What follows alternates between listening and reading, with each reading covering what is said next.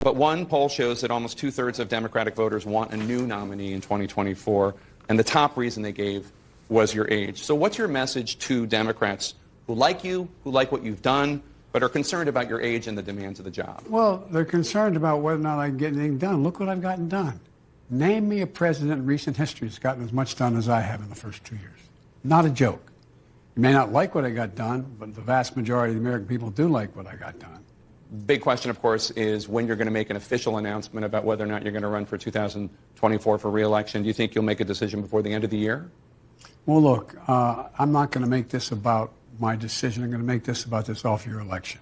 After that's done in November, then I'm going to be in the process of deciding. Is one of the calculations that you think you're the only one who can beat Donald Trump? I believe I can beat Donald Trump again.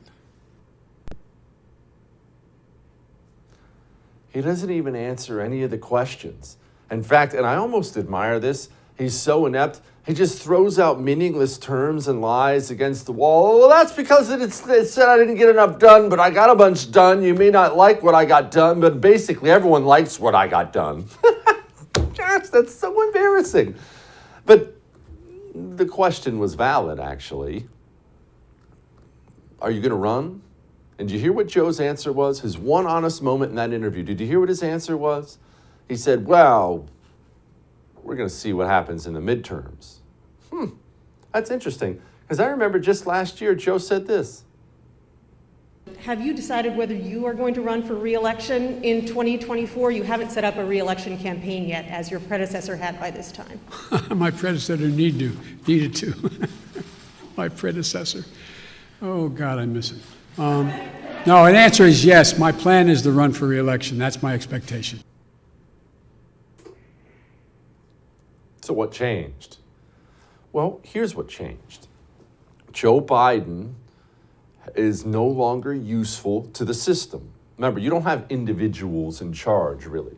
You have a religion in charge. That's what the system is. There's one religion that governs the entire administrative state, the media, education, entertainment, sports, medicine, everything. One religion governs them all.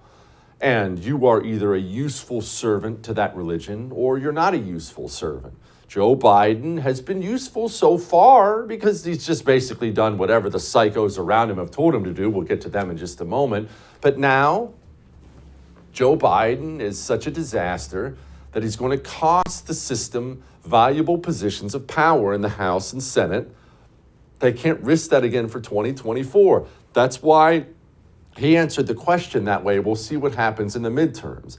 He's going to get pasted in the midterms. And then, as I've predicted many, many times, bye-bye, Joe.